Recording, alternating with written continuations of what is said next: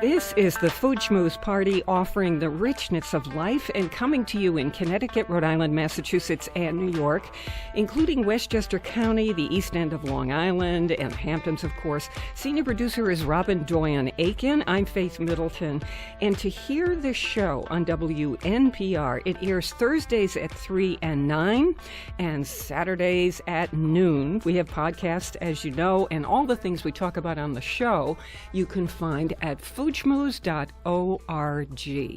Now, we just tried a wine, and let me include our guest in what we just did. You're about to meet Thomas Matthews, who is, if you're a Wine Spectator reader, as I am, he's executive editor, and he's going to be master of ceremonies at a fundraising wine event, and all the money for this is going to the Mary Wade Home in New Haven, which is just among the best. This is a place that has a mission of high-quality medical care. They do these social programs, residential services for people in need, adult daycare center, assisted living, rehab, nursing, even hospice care. So how fun to have Thomas Matthews on the show. Thank you and welcome. Thank you, Faith. Thank you for having me. Thomas, I just want to include you in what we just did. We tasted a wine. I was trying to hold it off until you got on, and then I thought, this is mean because Thomas doesn't have this in the glass. But I'd like to talk with you about this for a second. It's called 11 Minutes, and it's from the Vineyard Pasqua. Mark, you'll do a better job. 11 minutes of skin contact to give us the palest rosé. Sure. What are the grapes again? It's a blend from the Verona region and more towards Lake Garda.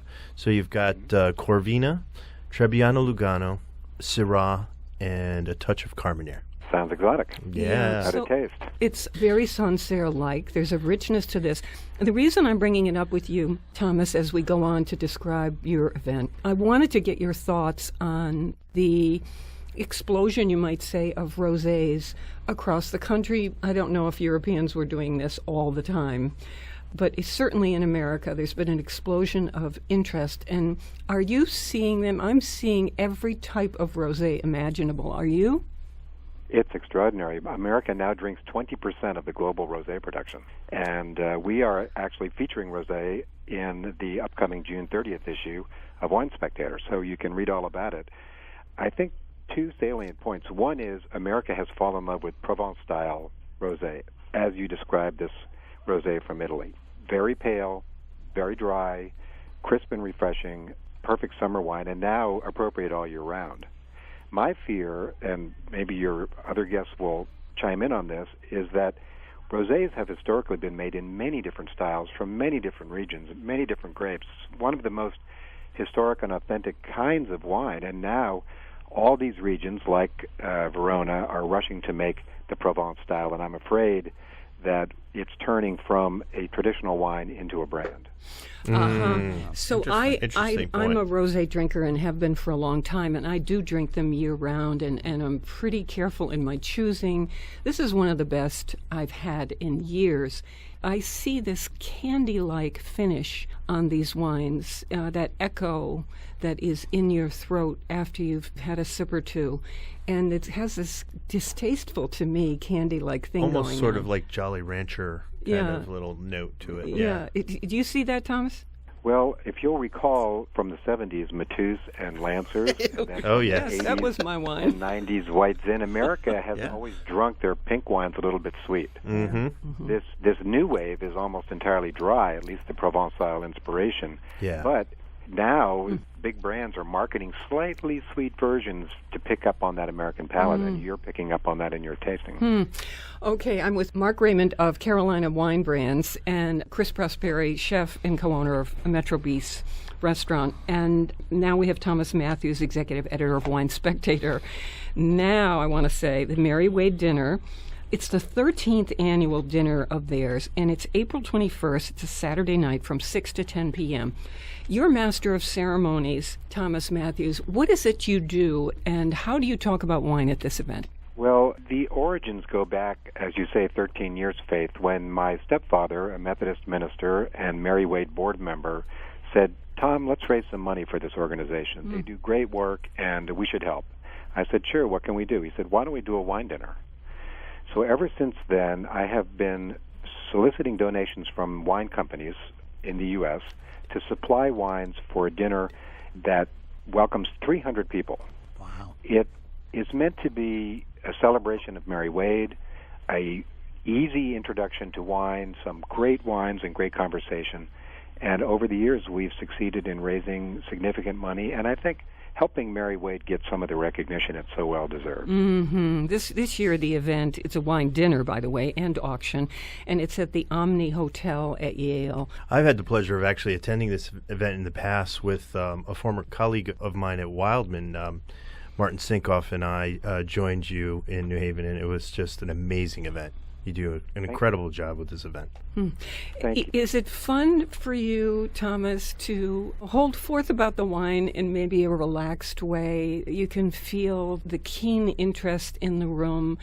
I mean, the kind of passion that people who aren't experts have. This isn't just some intellectual experience for these folks. There's an excitement in the room at these kinds of events. People have, you have Thomas Matthews here, you have all these wines donated. I'm getting to try these things. Is that a special pleasure for you? It is fun. I enjoy bringing people into the world of wine and food, and trying the wines with the food is really the best way to find out what you like and what works. And I don't have to do the heavy lifting. We have experts from the companies, as Mark was saying, explain their wines to these people. For example, this year, Esprit de Vin, which is a Taub family company, is supplying the wines, and Brian Cronin is their national education manager and a master sommelier, and he'll be doing the technical stuff. But it's always in a very general way, and hopefully people just learn on themselves by tasting and eating.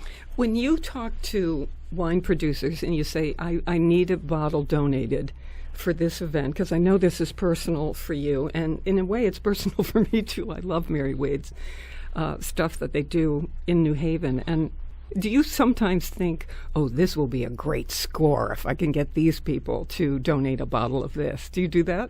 Well, Faith, it's not just a bottle or two. It's like 20 or 30 cases of wine. Right, there you go. And they donate very good wines, too. I mean, we're having great Bordeaux's from the collection of Chateau Lafite Rothschild, not Lafite itself, among their wines. So, but you know what? The wine world is so generous. I have never had anybody say, oh, are you kidding me? We can't do that. They say, we are glad to help an organization like Mary Wade. And we've had even repeat people come back. They are so generous. I feel privileged to help, and I think it benefits everybody. Yeah. Well, Mary Wade Home is going strong, and with these donations, they're going to renovate as you know, the Boardman Historical Building, and that's the building that is going to house the Residential Assisted Living Center. And so very, very exciting. Anyone who has an older relative soon realizes, I'm going to be facing these kinds of decisions. Everyone asks who's older, what if I run out of money? What's going to happen to me? Mm-hmm. Look at this organization doing everything it can to be there for people. It's just remarkable. For me, it's a privilege to support them. This year marks the 150th anniversary that the Rothschild family bought Chateau Lafite. So we're talking about the legend of Lafite. But in fact, Mary Wade was established 2 years before that, in 1866, and still flourishing. So they have a long history of being solid contributors to this community. Oh, awesome. Thank you so much for doing this, for being a part of it. And we are certainly going to go on every one of your wine tastings wherever you go. Yes. We're going to be following right along with you. We hope that your listeners will join us, because it's a lot of fun, and it is make you feel good to help this amazing organization. You know what? 4 courses, wine auction, this kind of discussion. Of course this is going to sell out. You can go right to marywade.org and get tickets for this thing, but I would urge you to act as quickly as you can. Yes. Especially after this. Thank you so much, Thomas. Thank you, Faith. You're welcome. Executive editor of Wine Spectator magazine, Thomas Matthews, who will be presiding at the Mary Wade Dinner April 21st from 6 to 10 p.m., the 13th annual 4-course wine dinner at the Omni Hotel at Yale. We're on Connecticut Public Radio Thursdays at 3 and 9, Saturdays at noon, weekdays. Listen for my 60-second food schmoozes, and never eat more than you can lift. In New Haven, I'm Faith Middleton.